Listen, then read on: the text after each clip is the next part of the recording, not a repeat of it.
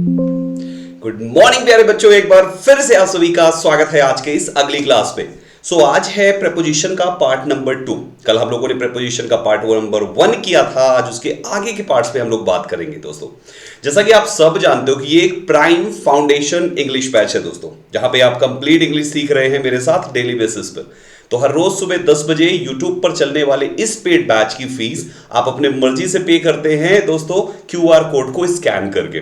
जो भी बच्चे पहली बार है वो चैनल को सब्सक्राइब कर ले और बेल आइकन प्रेस कर दे ताकि डेली बेसिस पे क्लास की नोटिफिकेशन आपको मिलती रहे दोस्तों। माय डियर स्टूडेंट्स, ये है क्यूआर कोड। यहां पर इस पर्टिकुलर पेड बैच को ज्वाइन करने की जो फी है उसको आप अपने मर्जी से पे करते हैं। राइट एवरीबॉडी, कोई बाउंडेशन नहीं है, कोई भी किसी भी प्रकार से रोक टोक नहीं। जिस बच्चे को जितना लगता है, जो जितनी फीस अफोर्ड कर सकता है, वो उतनी फीस देकर इस बैच को कंटिन्यू रख सकता है। और जिसको बिल्कुल भी फीस देना जिसके पास है ही नहीं दोस्तों, वो इस बैच को फ्री में पढ़ सकता है। ठीक है ये पेड बैच। आइए दोस्तों शुरुआत करते हैं। जैसा कि आप सब जानते हो कि कल हम लोगों ने प्रेपोजिशन का पार्ट 1 कंप्लीट किया। आज हम उसके आगे पार्ट 2 पर डील करने वाले हैं। तो प्रेपोजिशन के पार्ट 1 में कई प्रेपोजिशंस के यूजर्स हम लोगों ने सीखे थे दोस्तों, मल्टीपल यूजर्स। कई प्रेपोजिशंस को के डिफरेंसेस भी देखे थे कि कब हम इन लगाएंगे, कब हम इनटू का यूज करेंगे। ऐसे बहुत सारे प्रेपोजिशंस थे। कब हम बाय लिखेंगे, बिसाइड और बिसाइड्स में क्या अंतर है, ऐसे करके आप कल की क्लास जो थी वो इन सभी पॉइंट्स के डिस्कशन पर था। काफी कुछ हमने डिटेल में किया। ठीक है, आज हम जितना कल हो गया था उसके बाद शुरू कर दें। तो आज का पहला प्रेपोजिशन कौन सा है मेरे प्यारे बच्चों? हमारा अगला प्रेपोजिशन है प्रेपोजिशन अपॉन। अब ध्यान से सुनो, हमने कल आपको बताया था प्रेपोजिशन ऑन के बारे में। ऑन क्या होता है? जब कोई भी ऑब्जेक्ट किसी ऑब्जेक्ट के ऊपर होता है। राइट, जैसे आपने देखा कि भैया आपने टेबल पे बुक रख दी, जमीन पे फ्लोर पे आपने कुछ रख दिया, मोबाइल रख दिया अपना, है ना दोस्तों। फ्लोर पे आप चल रहे हो।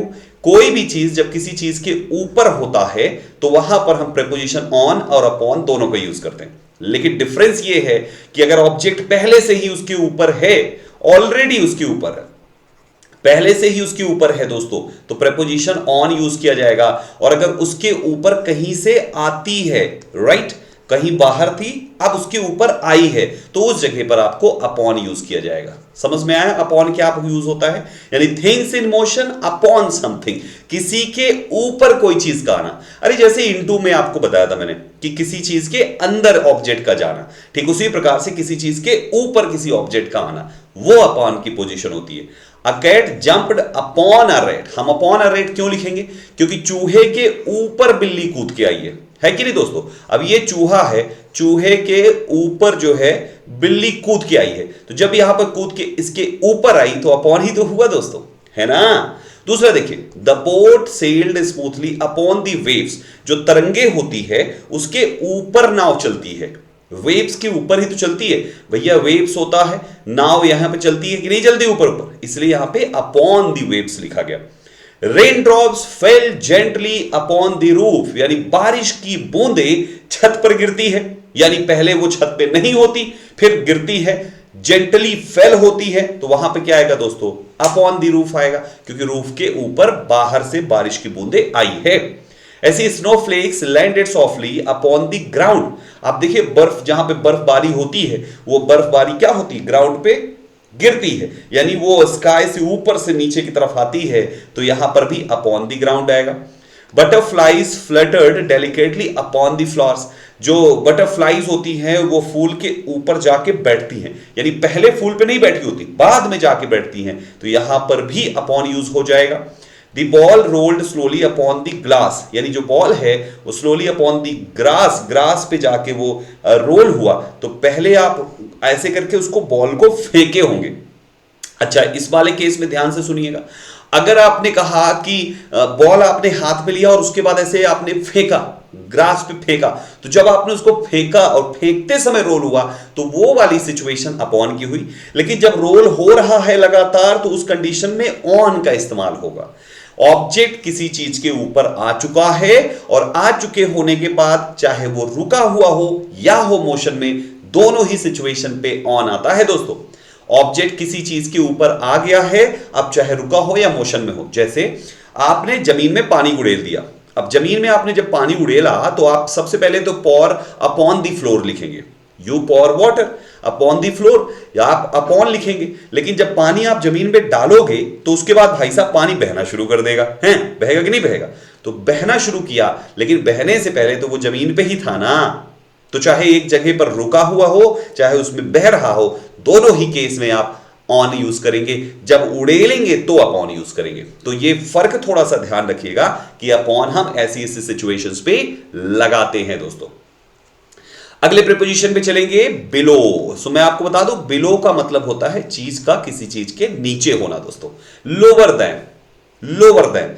आपको याद होगा मैंने पिछली क्लास में जब आपको बताया था अबव का यूज, तो अबव के केस में मैंने आपको बोला था हायर देन, है ना। हायर देन यानी कोई चीज हायर से ऊपर के ऊपर वाला हो तो उसको हम अबव लगाते हैं। ठीक उसी प्रकार से अगर कोई चीज नीचे वाला है तो हम उसके लिए बिलो यूज करते हैं। माई फादर इज बिलो 60, 60 के नीचे है मेरे father. Water level, the water level in the river is below the bridge, bridge के नीचे बह रहा है water level. The airplane descended below the clouds, airplane cloud के नीचे नीचे उड़ रहा है। तो गाइस इस तरीके से हमेशा ध्यान रखें, डिसेंडेड एक होता है असेंडिंग, असेंडेड ऊपर की तरफ जाना, डिसेंडेड नीचे की तरफ आना, ठीक है ना। तो गाइस हमेशा ध्यान रखें, बिलो उसी का अपोजिट होता है जो अबव है। अबव मतलब ऊपर हो गया तो बिलो उसका उल्टा हो जाता है नीचे के सेंस में। अबव का उल्टा बिलो होता है और ओवर का अपोजिट अंडर होता है, यह ध्यान रखिएगा। अप का अपोजिट डाउन होता है। तो इस तरीके से ये ऊपर नीचे ऊपर नीचे ऊपर नीचे के 3 वर्ड्स यहां पे बन जाते हैं। एक बार फिर से बता देता हूं मैं, अगर ओवर है तो इसका अपोजिट अंडर हो जाएगा, ठीक है। अगर आपका अबव है तो अबव का अपोजिट बिलो हो जाता है दोस्तों। और अगर आपका अप है तो आपका अपोजिट डाउन हो जाता है। और मैं आपको बता दूं यहां पे बच्चे कि इन तीनों का मतलब होता है ऊपर और इन तीनों का मतलब होता है नीचे। Got it? भूलिएगा नहीं। आगे बढ़ेंगे, अंडर आ गया दोस्तों।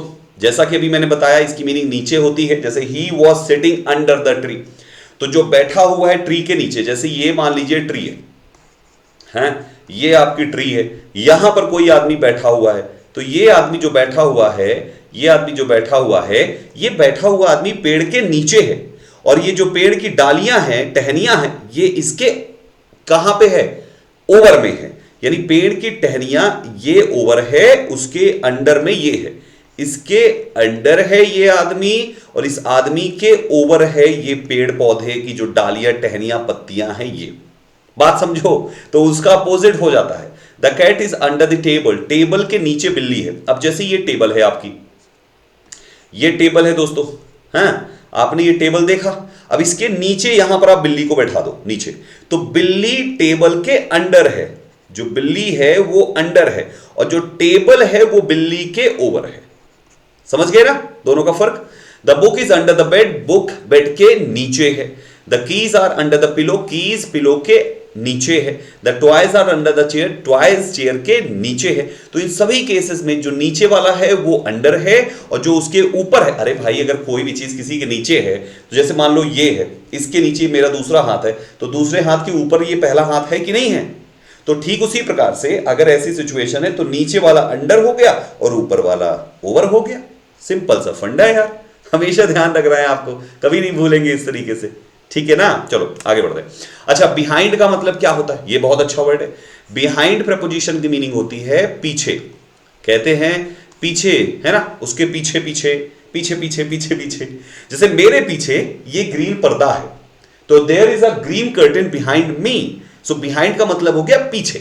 सो कोई भी चीज जब पीछे हो, पीछे के सेंस में, वो अपने पीछे कुछ नहीं छोड़ के गए, उन्होंने अपने पीछे करोड़ों की संपत्ति छोड़ी। तो गाइस बिहाइंड मतलब चीज अपने पीछे, खुद निकल गए उसके पीछे, वो होता है behind. My daughter was hiding behind the door, मेरी बेटी दरवाजे के पीछे छिप रही थी। He has left nothing behind him, वो अपने पीछे कुछ नहीं छोड़ के गए। The cat was hiding behind the couch, जो बिल्ली है वो काउच के पीछे छिप रही थी। The sun sets behind the mountain every evening, जो सूरज है वो प्रत्येक शाम को माउंटेन के पीछे अस्त होता है ना। सूर्योदय सूर्यास्त, तो सूर्य का निकलना सनराइज हो गया और सूर्य का अस्त होना सनसेट हो जाता है। I found my keys behind the vase on the shelf, shelf में रखे हुए वेस के पीछे मैंने अपनी चाबी पाई। The children played hide and seek behind the trees, trees के पीछे बच्चों ने हाइड एंड सीक खेला। सो गाइस हर जगह पे बिहाइंड की मीनिंग जो होगी वो पीछे के सेंस में ही होगी, हमेशा ध्यान रखें। एक इंटरेस्टिंग बात बताता हूं, प्रेपोजिशन का टेंस से कोई लेना देना नहीं है। कोई भी टेंस आप लगा सकते हो, चाहे आप कॉन्टिन्यूअस पास्ट का बनाओ, चाहे आप पास्ट प्रेजेंट इंडेफिनिट बनाओ, चाहे आप कुछ भी बनाओ, पास्ट इंडेफिनिट बनाओ, इसका टेंस से कोई लेना देना नहीं है, कुछ पर्टिकुलर प्रेपोजिशंस को छोड़ के। जैसे कुछ पर्टिकुलर प्रेपोजिशंस में जैसे आपका फ्रॉम आता है, ये आपके फ्यूचर में जाता है दोस्तों, आपका सिंस आता है, ये आपके पास्ट में जाता है। तो कुछ पर्टिकुलर प्रेपोजिशंस को छोड़ के बाकी कोई भी प्रेपोजिशन का टेंस से कोई लेना देना नहीं है, इसलिए बिहाइंड का टेंस से कोई लेना देना है ही नहीं दोस्तों। इसके बाद अगला प्रेपोजिशन आता है बाय। बड़े ध्यान से सुनिएगा, मजा आ रहा है सभी को ना? तो यार फिर लाइक शेयर में इतना कंजूसी क्यों कर रहे हो? चलो जल्दी जल्दी सारे लोग लाइक शेयर कर दो, और पहली बार हो तो सब्सक्राइब भी कर लो ना यार, सब्सक्राइब करो, मिलके इस परिवार को बड़ा करते हैं। हमारा अगला प्रेपोजिशन है प्रेपोजिशन बाय। काफी अच्छा प्रेपोजिशन है, मल्टीपल वे में यूज होता है। पिछली क्लास में मैंने मीन्स ऑफ ट्रेवल में बाय का यूज बताया था, जैसे by train, by plane, by bus, by car होता है। एक तो ये हो गया। दूसरा से आज सीखिए, किसी चीज के किनारे किनारे जब कोई चीज हो, उसके एकदम समीप किसी चीज से एकदम से सट कर, तो वहां पर प्रेपोजिशन बाय लगाते हैं। The child came and sat by me. आप यहां देखेंगे बिसाइड मी भी लिखा है, दोनों में अंतर क्या है? बाय मी और बिसाइड मी दोनों में अंतर है। क्या अंतर है समझाता हूं मेरे प्यारे भाइयों। जब बाय मी आप यूज करते हो तो इसका मतलब हो गया कि बिल्कुल मुझसे सटकर, कोई भी चीज किसी से एकदम से सटकर होती है तो प्रेपोजिशन बाय लगाते हैं। और बिसाइड मी का मतलब हो गया मेरे बगल में, मेरे बगल में है लेकिन भाई मुझसे सटा नहीं है। जैसे यहां पर ये है, इसके बगल में ये दूसरा वाला बैठ गया, तो ये दोनों एक दूसरे के बिसाइड में बैठे हुए हैं, ठीक है। लेकिन ये है और दूसरा वाला एकदम ऐसे सट के बैठ गया, तो ये उसके बाय में बैठा हुआ है। तो हमेशा ध्यान रखें, जैसे आप मान लीजिए मेट्रो में ट्रेवल कर रहे हैं, अब वहां पे 6 लोगों की सीट है लेकिन उसमें 8 लोग 10 लोग बैठे हुए हैं, तो भाई साहब सब एकदम सट सट के बैठे हुए, एकदम से सट सट के बैठे हुए हैं। तो वो जो एकदम सट सट के बैठे हुए ना, यानी they all are sitting by one another, वो सब बाय में बैठे हुए हैं। लेकिन 6 लोगों की सीट है और 6 लोग बैठे हुए हैं, तो बीच में थोड़ा बहुत तो गैप होएगा ही होएगा, तो बिसाइड आ जाएगा। तो बिसाइड का मतलब है एकदम सटे हुए ना हो, बाय में चीजें सटी हुई होती है, ये ध्यान रखें। My village is by the river, beside the river, दोनों हो सकता है। मेरा गांव नदी से एकदम सटा हुआ भी हो सकता है और नदी के बगल में भी हो सकता है, थोड़ी सी दूरी पे जाने पे नदी होती है दोस्तों, ऐसा भी पॉसिबिलिटी है। My house is by the lake, मेरा हाउस जो है वो लेक के सटा हुआ है दोस्तों। तो इस तरीके से बाय शब्द हम यूज करते हैं किसी से सटा कर, जब कोई चीज होती है बगल में तो उसके लिए, मतलब एक तरीके से कि समीप सटकर, बगल में सटकर, बगल में सटकर हो, तो ये हम यूज करते हैं दोस्तों बाय का यूज। क्लियर हो गया? बाय का दूसरा यूज देख लीजिए, समय से पहले तक कोई चीज होती है तो भी हम बाय लगाते हैं। अभी इसमें देखो मैं आपको और डिटेल में बताऊंगा। द राजधानी express will arrive here bye 10 o'clock, यानी 10 बजे तक। यहां पर बाय का मतलब है तक, 10 बजे तक राजधानी एक्सप्रेस आ जाएगी यहां पे। तो यहां पे 10 बजे तक का मतलब है कि 10 से पहले आ जाएगी, उससे ज्यादा टाइम नहीं लगेगा। अब आप यहां पे ध्यान से देखें, आपने लिखा बाय 10 o'clock, बाय 10 o'clock, यानी जब आपने 10 o'clock लिखा तो आपने इसके साथ यूज किया प्रेपोजिशन बाय। अगर मैं यहां पर 10 मिनट्स लिखूं, हाँ 10 मिनट्स, तो माय डियर स्टूडेंट 10 मिनट्स के केस में फिर बाय 10 मिनट्स नहीं होगा, फिर क्या लिखेंगे आप? With in 10 minutes. सो मेरा सवाल यह है कि भाई विद इन 10 मिनट्स होता है और बाय 10 o'clock होता है, ऐसा क्यों? बताइए। विद इन 10 मिनट्स होता है और बाय 10 o'clock होता है। आपने कहा बाय मंडे, बाय मंडे होता है, लेकिन विद इन 4 डेज होता है, 3 डेज होता है, 4 डेज होता है, 5 डेज होता है ना? कुछ भी लिख लीजिए। सो दोनों में अंतर क्या है? नीचे वाले के साथ बाय नहीं लगा सकते, ऊपर वाले के साथ विद इन नहीं लगा सकते।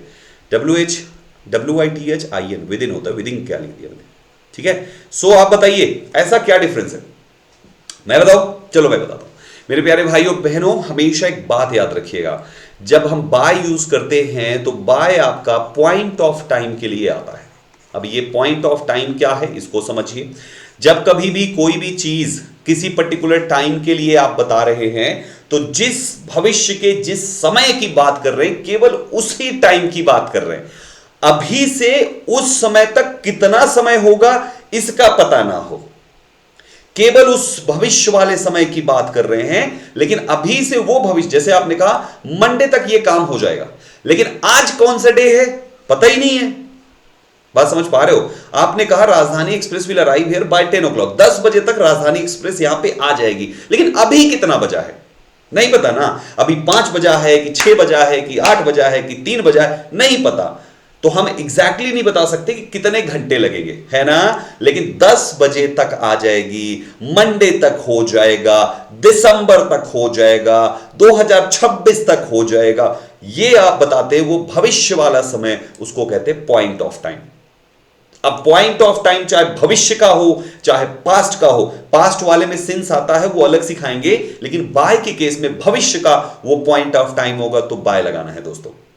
और विद इन का यूज होता है कि जब ये काम होगा अब से उस समय तक टोटल इतना समय हो गया।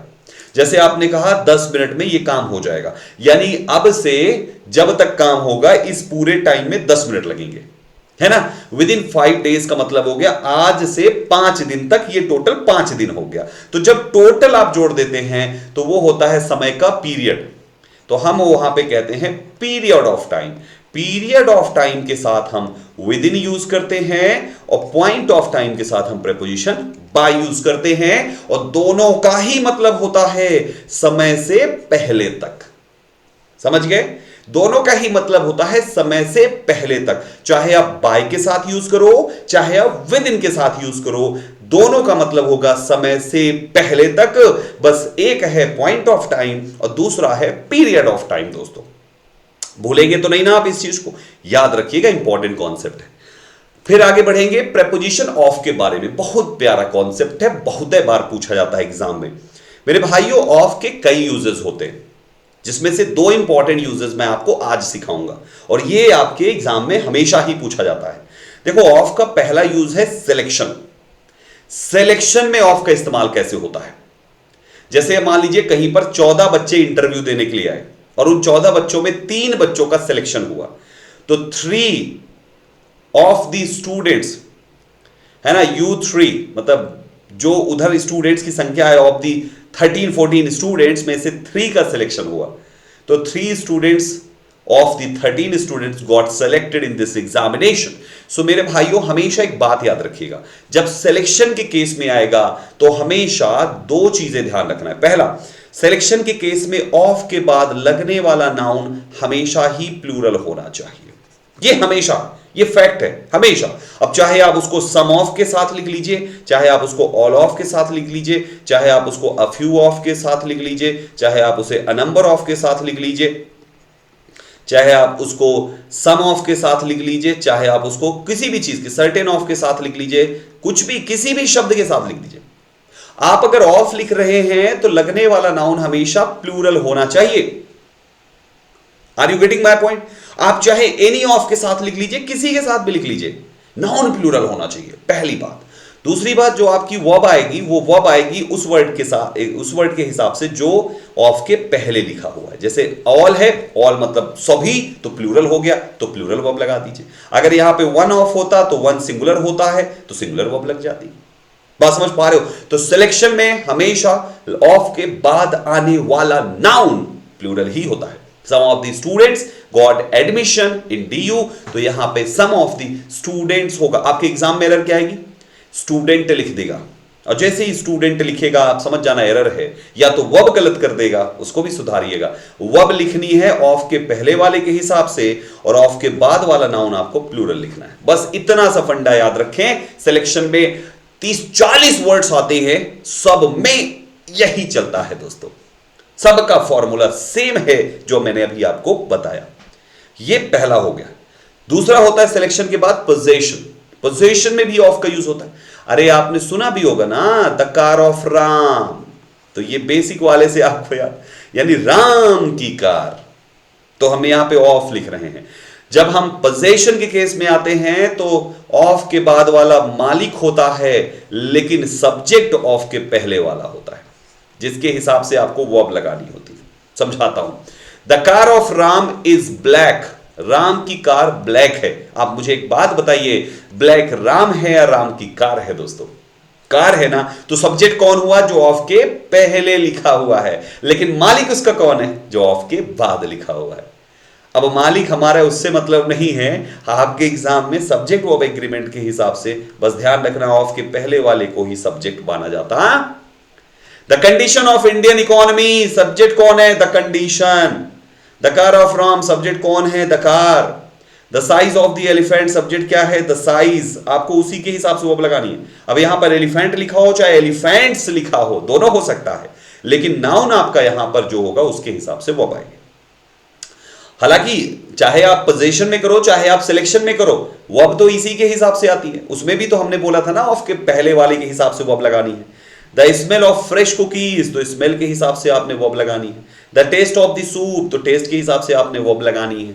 तो ये आपका पोजीशन है। सूप का टेस्ट, फ्रेश कुकीज की खुशबू, हाथी का साइज, राम की कार, इंडियन इकोनॉमी की कंडीशन, आप सब में देखेंगे तो उन सभी का पोजीशन ही तो हुआ। पोजीशन का मतलब क्या होता है? जिस पर मालिकाना हक हो, अधिकार हो, जिसको कहते हैं अधिकार। इस केस में आपको ऑफ लगाना होता है। आपके एग्जाम में इस पर एरर बनाई जाती है दोस्तों, ऑफ हटा देंगे। अधिकार जताने के लिए हम एपोस्ट्रोफी यस वगैरह भी लगाते हैं, जो मैंने नाउन में पढ़ाया था। हम एपोस्ट्रोफी भी लगाते हैं, जो मैंने नाउन में पढ़ाया था। हम पॉजिटिव एडजेक्टिव्स का भी यूज करते हैं, जैसे कि माय, आर, योर, हिज, हर। ये सभी वर्ड्स आपके कुल 8-9 होते हैं, इनका भी यूज होता है दोस्तों। तो इन शब्दों से हम अपना पोजीशन दिखाते हैं।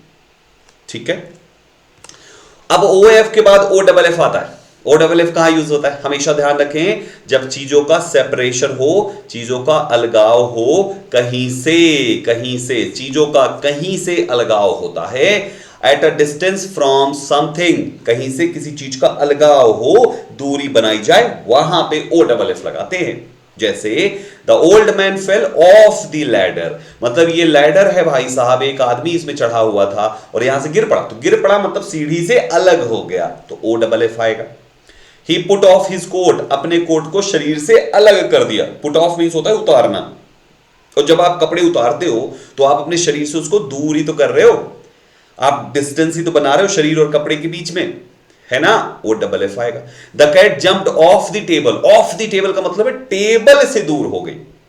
और जंप्ड अपॉन द टेबल अगर आप यहां पे करते हो, upon the table, upon the table, इसका मतलब हो जाएगा टेबल पर जाके कूद गई।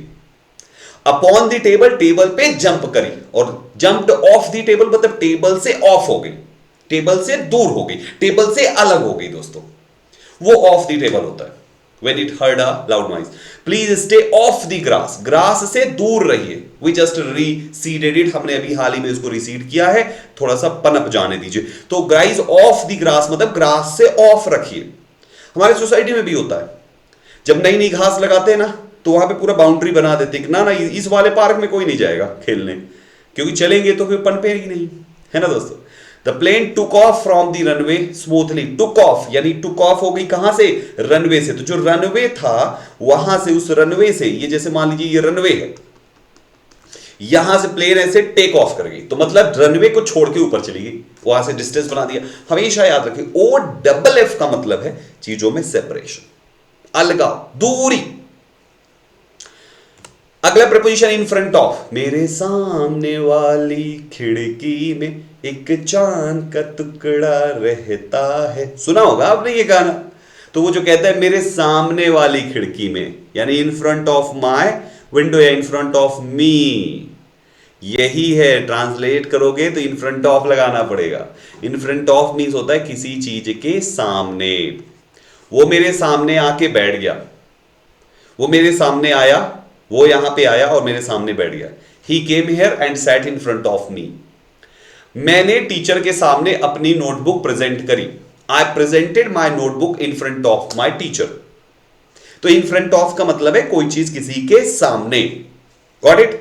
There is a hotel in front of my house, मेरे घर के सामने एक होटल है। इन फ्रंट ऑफ आया। I parked my car in front of the supermarket, मैंने सुपरमार्केट के सामने मैंने अपनी क्या करी, कार पार्क कर दी। The children played in front of the house, बच्चे घर के सामने खेले। She placed her bag in front of her desk, उसने अपने डेस्क के सामने अपना बैग रख दिया। The teacher stood in front of the classroom, teacher classroom के सामने जाके खड़े हो गए। तो आप ध्यान से देखेंगे हर जगह पर इन फ्रंट ऑफ मीन्स होता है किसी के फ्रंट में। क्या लिखा है यहां, फ्रंट। आपको याद रखना है FRONT, फ्रंट के साथ ऑफ लगाना है, इन फ्रंट ऑफ, ठीक है ना। जैसे एक जगह पे मैंने देखा था CHSL के पेपर में आया था in front me, in front FRONT, in front me. अरे गलत था, क्यों? क्योंकि इन फ्रंट ऑफ मी होना चाहिए था, हमें वहां पे ऑफ लगाना चाहिए था और वही सही था। तो इन फ्रंट ऑफ मी की जगह एग्जाम में था इन फ्रंट मी, रॉन्ग था, इन फ्रंट ऑफ कर दीजिए। Got it everybody? मजा आ रहा है सभी को? तो लाइक शेयर करो यार, चलो जल्दी जल्दी सभी लोग लाइक एंड शेयर, दबा के लाइक शेयर करो यार, कंजूसी ना करो सब। चलो, up and down, up and down, up and down, इसको देख लो बच्चे। अप मीन्स अभी मैंने बताया ऊपर, लेकिन केवल ऊपर नहीं बल्कि ऊपर की ओर जब कोई चीज का जाना होता है। डाउन मीन्स होता है नीचे की ओर, तेरी ओर तेरी ओर, ऊपर की ओर। शेयर मार्केट ऊपर की ओर जाता रहा, इस चीज का प्राइस ऊपर की ओर भागता रहा। Prices of articles are still going up, ऊपर की ओर जा रहा है। जब ऊपर की ओर जाता रहे, रुक गया तो नहीं होगा, आप जाता रहे ऊपर की ओर, ऊपर की ओर, ऊपर की ओर, ये हो गया अप की पोजीशन। नीचे की ओर, नीचे की ओर, नीचे की ओर जा रहा है, डाउन डाउन डाउन, ये हो गया डाउन की पोजीशन। रुकना नहीं चाहिए। पत्थर लुढ़कते लुढ़कते नीचे की ओर जा रहा था, तो ये डाउन हो गया, राइट।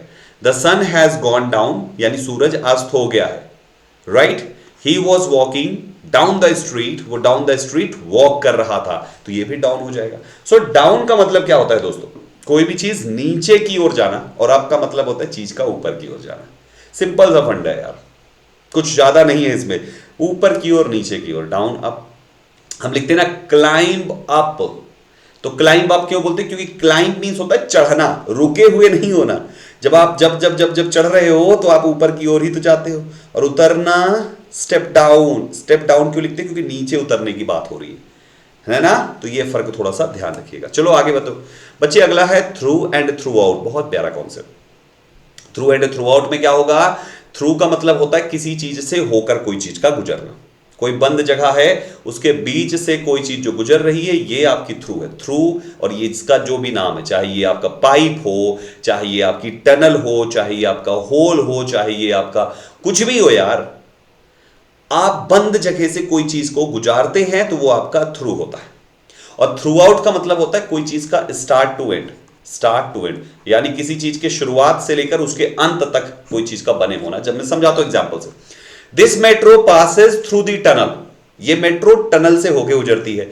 अब टनल ऐसे होती है, आपने अपनी मेट्रो यहां से यूं करके गुजार दी, हाँ, तो यूं आपने मेट्रो गुजार दी भाई साहब। ये मेट्रो आपकी जा रही है, ये मेट्रो आपकी जा रही है, तो मेट्रो टनल से होके पास हो रही है ना, मेट्रो टनल से होके पास हो रही है ना। मेट्रो जो टनल से पास हो रही है, वो टनल तो बंद जगह है, उसके बीच से गुजर रहा है। तो चाहे थ्रू द टनल मेट्रो पास कराओ, चाहे थ्रू द पाइप पानी पास कराओ, चाहे थ्रू द कुछ भी बंद चीज से होकर गुजारो। When I was a student, जब मैं एक विद्यार्थी था, I used to study, मैं पढ़ा करता था थ्रू आउट द नाइट, पूरी रात।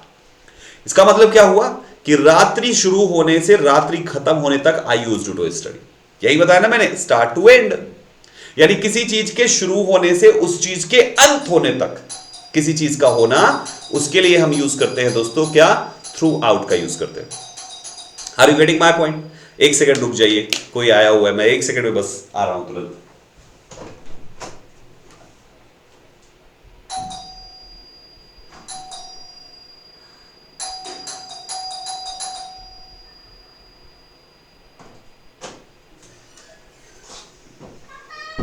ओके गाइस, सो हम यहां पे थे अभी तक। अब देखो इसके आगे के पार्ट्स पे चलते हैं। बिटिया आई थी मेरी, doorbell tin tin tin tin tin tin वो बजाती रहती जब तक ओपन ना करो, ठीक है। आगे थोड़ा पार्क में गई थी। अब इसके बाद देखो कुछ और एग्जाम्पल्स हैं। I walked through the park to get the store. अब देखो मैं पार्क के थ्रू वॉक किया, इसका मतलब यहां पे ये पार्क है मान लीजिए, या ऐसा पार्क है कुछ भी, मैं यहां से एंट्री किया और वहां पार्क से होते हुए पूरा गुजर गया, किनारे किनारे नहीं गया। तो एक प्रकार से ये एक क्रॉस की सिचुएशन भी बन जाती है। जब हम किसी चीज को क्रॉस करते हैं तो एक क्रॉस बनाते हैं, ठीक है। जैसे आई वॉकड थ्रू द पार्क भी सही है, I walked across the park भी सही है। जैसे हम बोलते हैं ना आई स्वैम अक्रॉस द रिवर, मैं नदी के इस पार से उस पार तक तैरा, तो अक्रॉस द पार्क भी हो जाएगा और थ्रू द पार्क भी हो जाएगा दोस्तों इस जगह पर। दूसरा है थ्रू आउट द डे, दिन के दौरान द सन, मतलब थ्रू आउट द डे पूरे दिन द सन शोन ब्राइटली, यानी दिन शुरू जब हुआ उसके तब से दिन जब तक खत्म नहीं हुआ सूरज चमकता रहा। तो शुरुआत से अंत, इसके लिए थ्रू आउट लगाना है। और किसी चीज के दौरान, अच्छा एक और होता है थ्रू का यूज हम तब भी करते हैं, जैसे मान लीजिए आप शादी में गए, आपका कोई कार्ड नहीं मिला था शादी का, फिर भी आप दावत खाने गए, वहां पे पकड़े गए, भाई साहब किधर से, कौन बुलाया तुमको? तो आपने कहा भैया हम ना वो बैंड बाजा वालों के थ्रू आए हैं, और भैया वो हम ना डीजे वाले के थ्रू हैं। तो मतलब आप डीजे वाले के थ्रू हो, किसी के द्वारा, इसमें कोई बंद जगह से पास कराने की जरूरत नहीं है, किसी के द्वारा कोई चीज का होना, किसी के द्वारा। भैया हम उसके थ्रू आए हैं, तुम किसके थ्रू हो भाई, तुमको कौन बुलाया? हम तो बस भूख लगी थी चले आए। तो ये थ्रू होता है, समझ जाइए, थ्रू किसी के द्वारा कोई चीज का होना। Got it? आगे बढ़ते हैं। अच्छा ये ड्यूरिंग देख लो, ये बहुत बढ़िया है। ड्यूरिंग मीन्स होता है किसी चीज के दौरान। जैसे मान लीजिए कोई चीज हो रहा है, किसी चीज को, जैसे मान लीजिए रात के दौरान चोर घर में घुस गए, तो यानी कि हमारे रात के दौरान, रात्रि के दौरान, तो आप क्या लिखोगे? ड्यूरिंग द नाइट, यानी जिस समय नाइट चल रही थी, जारी थी, नाइट ही चल रही थी, सुबह नहीं हुआ था। The sun gives us light during the day, यानी दिन के दौरान सूरज हमें प्रकाश देता है। तो जब जब ड्यूरिंग रहता है, then the people suffered hardship during the war, war के दौरान लोगों को तकलीफें होती है। During the summer I enjoyed swimming at the bridge या बीच, यानी समर के दौरान मैं इंजॉय करता हूं स्विम करना एट द बीच, समुद्र के किनारे। तो गाइस यहां पे ड्यूरिंग द समर हो गया, समर के दौरान, यानी जब समर चल रहा था। ड्यूरिंग द मूवी, जब मूवी चल रही थी तो नेवा सो गई। ड्यूरिंग द कॉमेडी शो जब हो रहा था तो हम बहुत ज्यादा हंसे। ड्यूरिंग द स्टॉर्म, तूफान जब चल रहा था तो पावर चला गया। I like listening to the music during the morning jog, morning jogging के दौरान मैं म्यूजिक सुनना पसंद करता हूं। तो गाइस ड्यूरिंग का मतलब ये चीज जब चल रहा था, मॉर्निंग जॉग चल रहा था। ड्यूरिंग द स्टॉर्म चल रहा था। ड्यूरिंग द कॉमेडी शो चल रहा था। ड्यूरिंग द मॉर्निंग जॉग चल रहा था। ड्यूरिंग द समर चल रहा था। ड्यूरिंग द डे चल रहा था। ड्यूरिंग द वॉर चल रहा था। ऐसे केसेस में आपको ड्यूरिंग लगाना है। हमेशा ध्यान रखें कि जब भी वो चीज जारी है लगातार तो वहां पे ड्यूरिंग लगा दो। Got it? इस चीज के दौरान ये हुआ, तो जिसके दौरान, दैट इज ड्यूरिंग। अगला प्रेपोजिशन देखिए, अगला प्रेपोजिशन आता है आपका अगेंस्ट। आज का वीडियो थोड़ा सा छोटा रखेंगे, बहुत बड़ा नहीं करेंगे। इसका पार्ट 3 भी हम लेकर आएंगे आपके लिए दोस्तों, विद मल्टीपल क्वेश्चंस। अगेंस्ट का मतलब होता है किसी के विरुद्ध, किसी के खिलाफ, कि वो तुम्हारे खिलाफ क्यों है भाई, तो why is he against you? किसी के खिलाफ होना, the employees are against the manager, employees manager के खिलाफ है। He protested against the decision, उसने निर्णय के खिलाफ प्रोटेस्ट किया। तो किसी के खिलाफ, फलाना पार्टी उस पार्टी के खिलाफ है, फलाना लीडर उस लीडर के खिलाफ है, तो किसी के खिलाफ। तुम्हारे मां बाप तुम्हारे खिलाफ क्यों हैं? तुम्हारे पड़ोसी तुम्हारी तरक्की के खिलाफ क्यों हैं? अगेंस्ट, जब भी किसी चीज के खिलाफ होना, खिलाफ का मतलब हो गया नॉट इन सपोर्ट, सपोर्ट में नहीं होना, उसको कहते हैं अगेंस्ट है। अगर कोई आपके सपोर्ट में नहीं है, दैट मीन्स वो आपके अगेंस्ट में हो सकता है। नॉट इन सपोर्ट का मतलब होता है अगेंस्ट, सपोर्ट में नहीं होना, सपोर्ट का अपोजिट है अगेंस्ट। और एक दूसरा होता है किसी चीज से टिक कर। ये क्या मतलब है भाई? कोई भी चीज जब किसी चीज से टिका के रखी जाती है, जैसे दीवार से सीढ़ी टिका दी आपने, तो सीढ़ी दीवार से टिकी हुई है, दीवार के हटने पे सीढ़ी की पोजीशन सेम नहीं रहेगी, तो ऐसे केस में आपको अगेंस्ट लगाना है। There is a ladder against the wall, यानी वॉल के अगेंस्ट में, अर्थात वॉल से टिकाकर सीढ़ी रखी गई। She leaned against the wall, वो दीवार से टिककर लीन है। लीन का मतलब होता है ऐसे, जैसे मान लीजिए दीवार है और ऐसे बैठा हुआ हो या खड़े हो कोई भी, और ऐसे है, तो इसको लीन कहते हैं। अब मैं पूरी तरीके से दीवार से टिक कर यूं हूं, देखो एक होता है सट कर, अगर ऐसे हो अपने बलबूते पे यूं हो तो बेटा ये तुम्हारा बाय हो जाएगा, थोड़ा सा गैप में हो तो ये बिसाइड हो जाएगा, और ऐसे टेक लगाए हो कि दीवार अगर हटेगी तो गिर जाओगे, मुंडा फुट जाएगा, तो ये तुम्हारा अगेंस्ट हो जाएगा। अगेंस्ट में उससे टिके हुए होने चाहिए तुम। She leaned against the wall, समझ गए?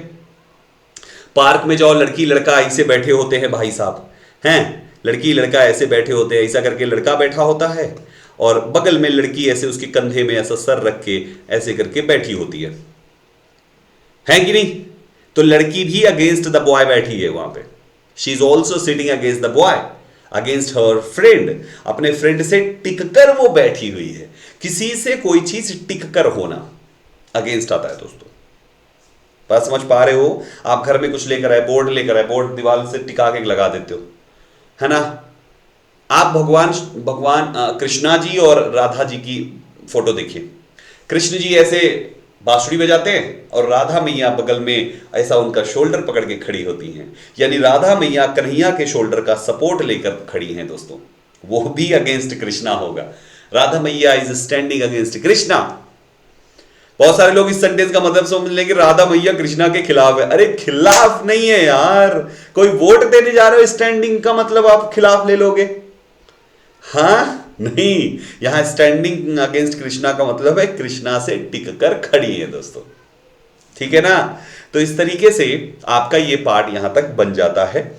कल की क्लास जब हम शुरू करेंगे तो इसके आगे के पार्ट से शुरू करेंगे दोस्तों, ठीक है? कल की क्लास हम इसके आगे के पार्ट से शुरू करेंगे। आज हम केवल यहीं तक रखते हैं, और कल जब हम लोग शुरू करेंगे, अभी बहुत सारा कॉन्सेप्ट है, मजा ही आ जाएगा आप सबको, तो वो ये सारे पार्ट्स हम आपके लिए कवर करा देंगे दोस्तों, ठीक है? ओके, सो दोस्तों जैसे ही प्रेपोजिशन खत्म होगा, प्रेपोजिशन टॉपिक पर हम वही रात वाली जो प्रैक्टिस होती है आप सब जानते हैं, जैसे अभी नाउन कराया हमने कल, वैसे ही प्रेपोजिशन खत्म होगा तो हम प्रेपोजिशन पे भी रात में प्रैक्टिस कराएंगे आप सबको, ठीक है? तो तैयार रहिएगा प्रेपोजिशन चैप्टर पे भी प्रैक्टिस करने के लिए। बहुत बढ़िया बढ़िया प्रश्न लेकर आऊंगा, प्रीवियस ईयर के भी लाऊंगा और हो सकेगा तो कुछ एक्सपेक्टेड डाल देंगे, दोनों प्रैक्टिस कराएंगे, ठीक है? देखो यार बच्चों, ये एक पेड बैच है, prime foundation batch, complete paid batch, जिसको आप अटेंड करते हैं एक फीस देकर अपने मर्जी से। तो जो भी आपको लगता है आप फीस पे कर सकते हैं, जितनी कर सकते हैं, जो भी आप अफोर्ड कर सकते हैं। ये नहीं कि अफोर्ड जितना कर सकते हैं उसका आधा ही दें, ऐसा नहीं, जितना अफोर्ड कर सकते हैं, एक अमाउंट की आपको लगता है कि इस बैच की इतनी फीस होनी चाहिए और आप उतना अफोर्ड कर सकते हैं, प्लीज फी पे कर दें स्कैन करके, सो दैट हम इस सीरीज को हमेशा हर बच्चे तक पहुंचाते रहे दोस्तों, ठीक है? पीडीएफ आप इस टेलीग्राम से डाउनलोड कर लीजिए दोस्तों, यहां से आपको मेरी डेली की पीडीएफ्स मिलती रहा करेंगी दोस्तों, ये वाला यहां से, ठीक है? ये मेरा इंस्टाग्राम हैंडल है, आप इसको भी ज्वाइन कर सकते हैं। कैसी लगी आपको ये क्लास? बढ़िया लगी तो कमेंट करके बताइए कैसी लगी आप सबको ये क्लास, ठीक है? लाइक करके जरूर जाइएगा दोस्तों, और कम से कम 50 लोगों तक शेयर कीजिए ताकि हर बच्चा पढ़ सके और आगे बढ़ सके। पहली बार है तो सब्सक्राइब कर लीजिए और बेल आइकन जरूर दबा के ऑल क्लिक कीजिए, ताकि डेली बेसिस पर ये 10 बजे की क्लास आपको मिलती रहे, कोई भी क्लास छूटे ना। प्राइम फाउंडेशन अगर पूरा कर लिया तो इंग्लिश की टेंशन से छुटकारा मिलेगा आपको दोस्तों। Prime foundation means English solution, समझ पा रहे हैं? प्राइम फाउंडेशन का complete batch means English solution. एक बार बैच करके कोई भी इंग्लिश का पेपर उठाइए, सॉल्व कीजिए, और अपना कॉन्फिडेंस लेवल और अपने मार्क्स देखकर आप खुद हैरान रह जाएंगे दोस्तों, ठीक है? तो कंप्लीट कीजिए इस सीरीज को हर रोज सुबह 10 बजे, 7 के सातों दिन, कोई भी दिन गैप नहीं, ठीक है? मिलते हैं अगली क्लास में। Thank you very much for joining. जय